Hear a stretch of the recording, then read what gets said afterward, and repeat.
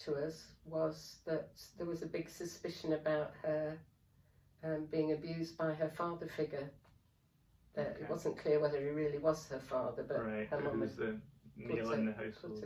No. All right. Okay. Her mum had left her with this man and his friend. All right. But we found out awful things after about what had been going on. Yeah. Which caused problems when Tracy started growing up. As a child, she was easy. She was the easiest of the three. Okay. It was like, and I've read about it.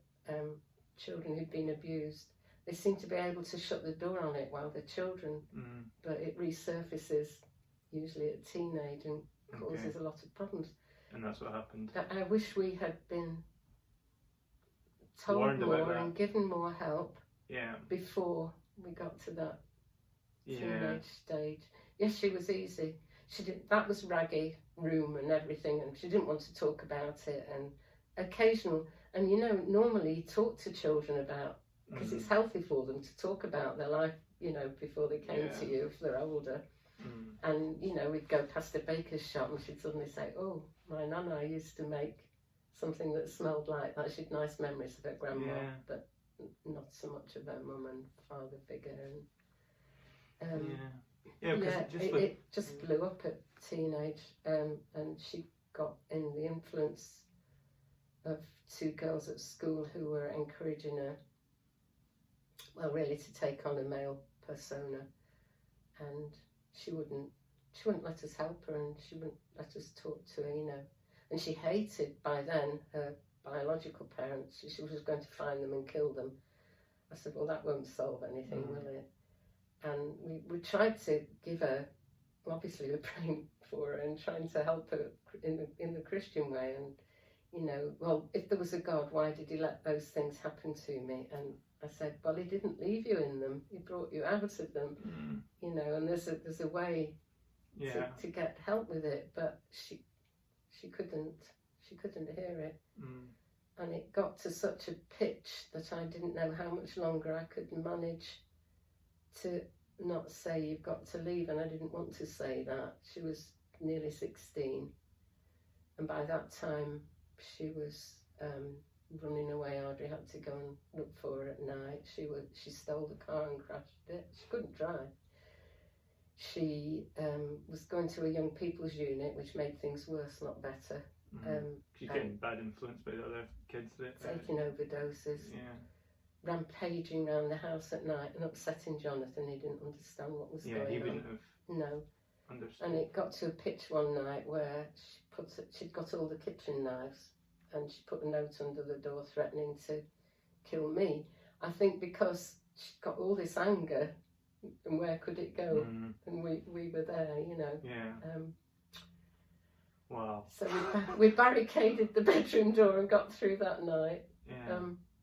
And she was stealing off us and people who was visiting at the house and everything. It was it was really, you can't imagine it.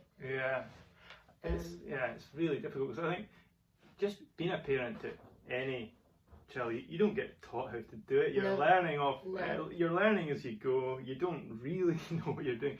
But add this into certain things, like having to deal with somebody who's obviously got trauma. Half of you understands why that's happening, and the anger and the hurt, and half of you thinks, so have we not?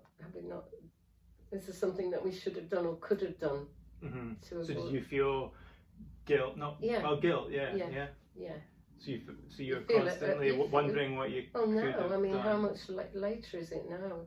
It's possibly at least it must be 20 years, and we're still praying for Tracy, and her life's a total mess. And because we've been praying for her. What can you do more to help? Well, you can't. You just can't be there when she reaches out, which you are. I know you are. Yeah. Which she does from time to time, doesn't she? But I tell you something, it's in a strange way a great strengthening of faith. Not when I was going through it, when I look back on it. Okay, so talk me through because, when I was going through it, I can't cope, Lord. I don't know what to do. But now, And afterwards, I said, well, how do you go through that and you don't lose your faith and you don't stop praying and you don't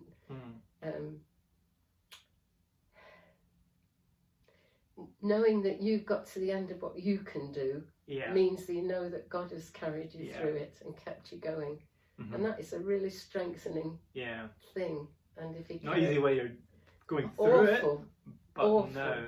And when I've heard other Christians speak about being carried through, knowing they were being carried through some trial by God, and I think, well, that wasn't my experience. So I want people to know sometimes it's not like that. I mean, my lovely friend Jenny, often she was floating on a cloud through all these horrible things that she was, you know, and I used to think, oh, I wish, but then God, and that's another very important thing, God gives different experiences to all of us. Definitely.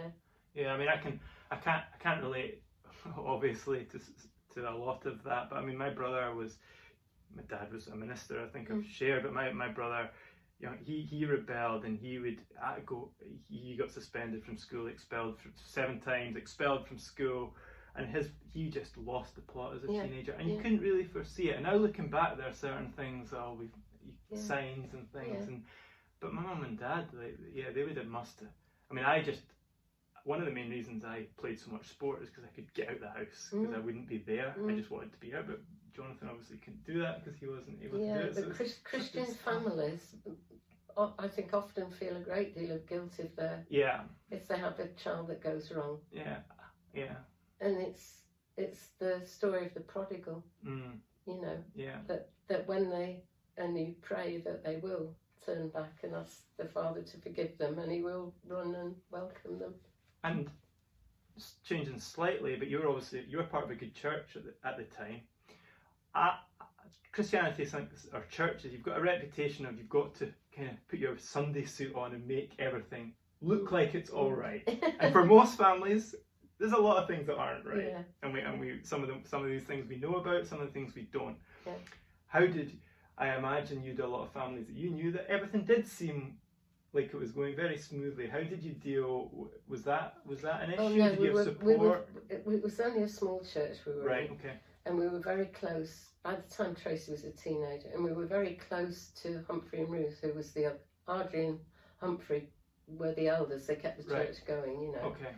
And every Friday evening, nearly, we'd go and spend some time with them, and they were very. They knew, brilliant. And they were supportive. That's great, and I'd love to think that would happen in our church. That we wouldn't need to hide things. That we would pray. We would pray. Jonathan had a club or something, because I know we could go on our own and have an hour or two with them. And they had much younger children.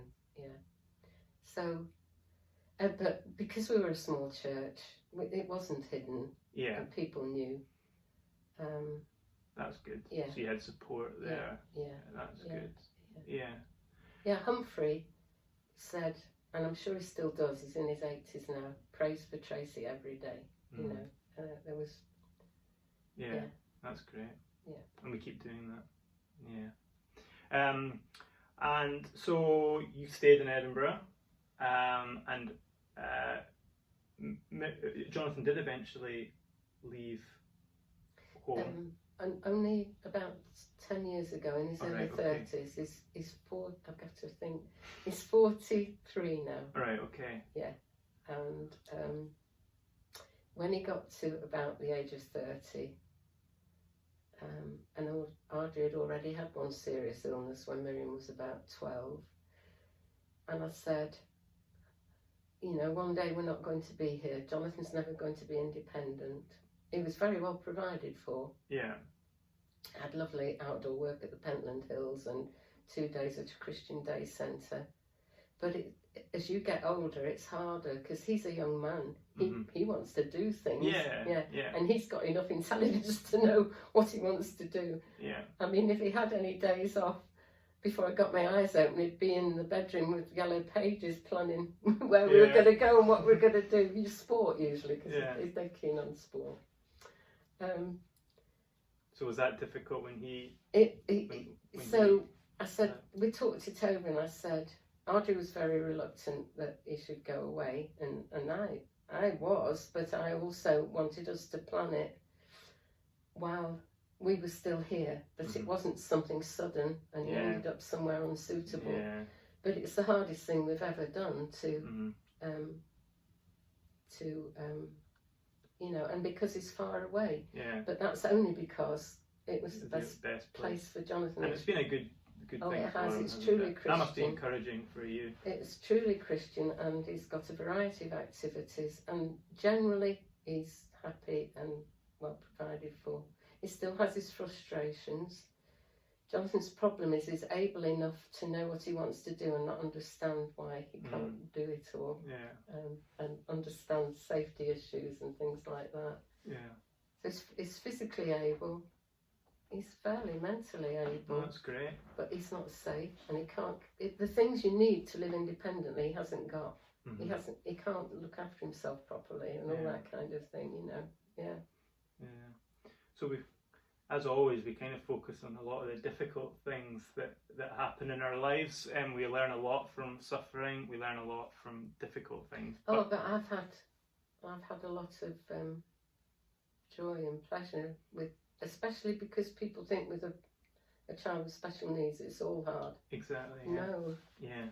No, it's been a loving and very very keen sense of humour, and there's been a lot of good things. Yeah, that's lovely to hear. And obviously, Miriam, she that was wonderful, because when Audrey's father died, Miriam was about 12, and that really had a big impression on her, coming to the funeral with us. And I would say she talked to Audrey then about faith, and then it was sort of strengthened going to Scripture Union camps, and she was helped by them as well, because there wasn't anyone just her age in our little church.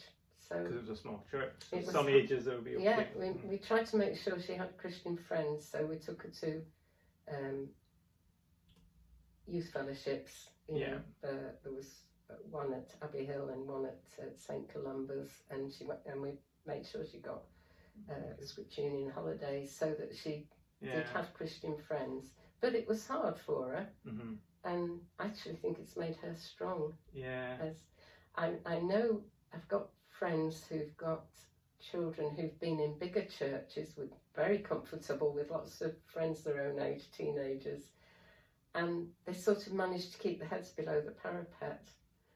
But if you're, and it might be Miriam's character as well, you know, more outspoken and that, but I think that's right. Yeah, I agree with you. I've seen that a lot with people I've got to know and seen. I think definitely.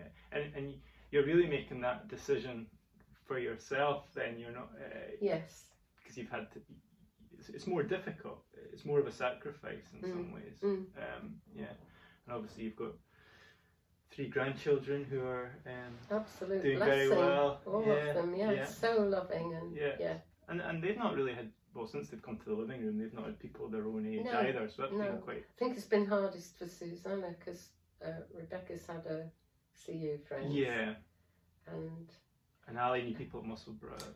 Yes, Baptist although it's been hard for Ali with not being, you know, having these head pains. Yeah, absolutely. I know. Yeah, but they're, as I say, can't say anything else. They're just a lovely.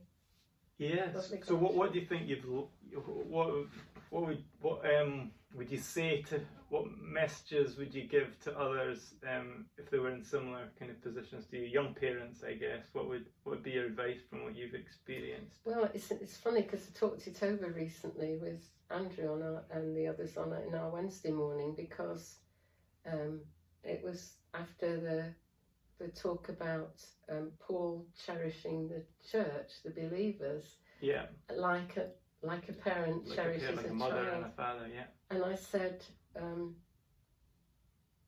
you know, I really would love people to see that those years are so important, cherishing your children when you're a young family. They go so quickly. They don't seem like it at the time. You can't do that input after. You know, you just can't do it. And because we've seen with some of I didn't mention all the foster children we've had, but the damage it causes to them when they've not got that secure. Yeah.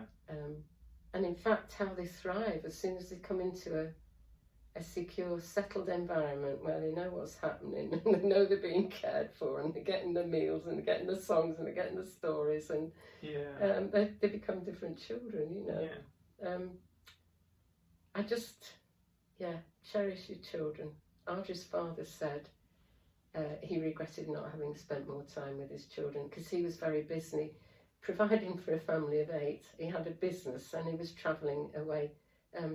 What you might expect a Dutchman to be doing, buying bulbs and bringing them to sell at the market in Spalding. Is that right? And his father was a nurseryman.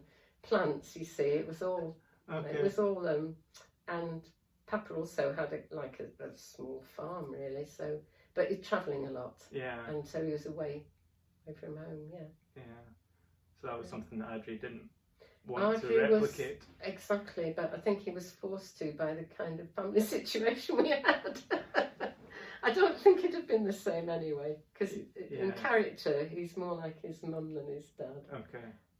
But Audrey had those different decisions to make, which were when he went to university. He was told, "Oh, you know, you dedicate yourself to this and work all hours, and you can be a professor soon." And he was eventually, but very much later. But he said, "No, I've got a family, I've got a church, and I'll work hard in the hours that I am at work, but that's not the be all and end all." So he'd got colleagues who'd be not going home in the evening; they'd still be working, you know, and he didn't do that. Yeah, Audrey shared that in our home group recently, and I think I was certainly challenged by that. Somebody who has to work long hours, and just that statement of "this is who I am. I'm not bound by my work." And work's important. You do a good job, which he would have done. He was, left himself. He was ambitious and able, and but it wasn't the most important thing. Yes, but he wasn't going to go all out for that and neglect other things. Yeah. That's a really good example, I think, and it's great to have yourself and Audrey to I input into our appreciate lives. that it was easier for us for me to stay at home and look after children because there was a married man's tax allowance, and on the other hand, when we bought our first house, the mortgage rate was 17%. Yeah. Can you imagine dealing with that? No, I wouldn't be happy with that.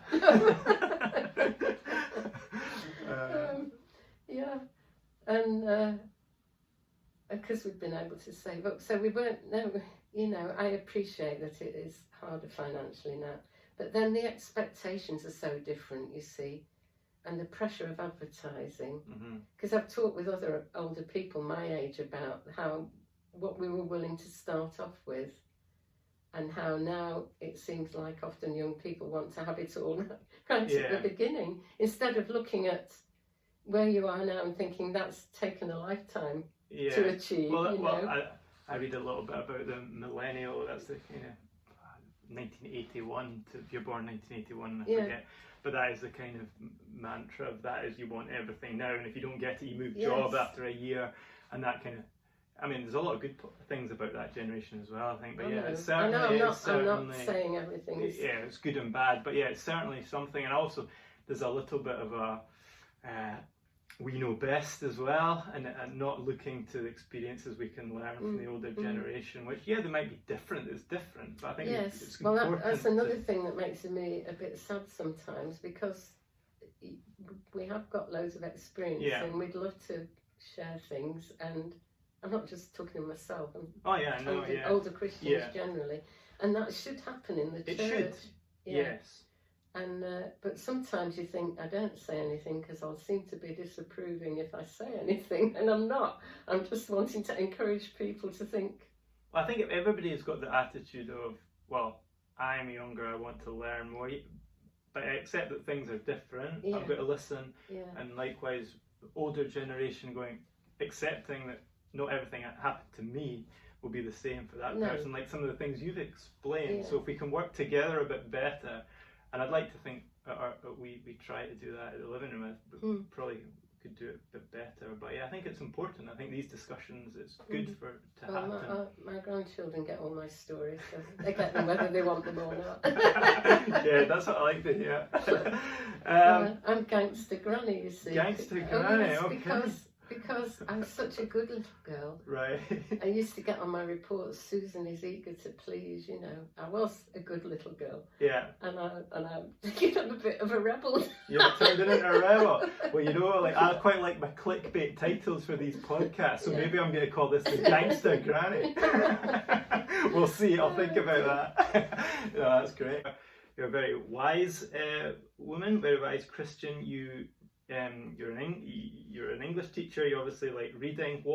Tell us things that you're reading. What do I not read? What do you not read? Give us a flavour. Give us a flavour of what you're reading right now. What I'm not reading is John Owen, which is you're very not reading difficult. John Owen. So Andrew would be reading reading John Owen. I've tried to read John Owen, and I think I get the gist of it. I love it, but it's hard. You have to be. Your mind has to be fully there. So Well, you see, the main advantage of being retired, that Audrey's retired now, is that we have a lot of time. So we spend quite a bit of time reading different parts of the Bible. So we'd be reading through a book every day, but we'd also, like I read Daily Bread, so we'd read those verses and talk about them first thing. Okay. Cup of tea. So what you learn from it, or what your view of something like that is, and how it applies to your life. Yes, and then we'd have another session after breakfast with, praying, and we've got a bit more organised. So we've got a list of different things to pray for each day. Oh, that's brilliant. Because I was challenged by my friend Margaret, who's older, whose husband was martyred in Somalia, killed by these Islamist people trying to help his home village. And she'll say, she lives in, I don't see her hardly ever, but she lives in the Midlands, not far from Jonathan, so we met up, and she has a prayer list, and she says, if you've got anything, it goes to the top of my list, and she's organised, and she's praying for people, you know. Yeah, so that's something you've taken. It's a good, I mean, we always pray, but then you end up going around the houses, and so I said, look, we better divide it up, and we always pray for certain things, but then like missions and various other things like that. You know. Still learning, still trying new things. Oh, incredible! I think the more you read the Bible, the more you realise you don't know. Well, I certainly think even that familiar passages, and you see something new, something different. Yeah, definitely. Yeah. Well, I've not even really been tracking time, but I think we've done all right. You've probably done enough. I think we've done well. So thanks very much for agreeing to do this. I think it's been great. It's been fascinating. I've really enjoyed hearing. I've known some of what you've said before, but I didn't know a lot of it. So it's been great. Thank you very much. And then feel free to ask me anybody. Yeah, that's the thing. Like if there's something that anybody speaks about over these weeks, if there's something you want to know more about, I think that's good. We can engage and help each other. Yeah. So it's a good point. Thank you. That's great.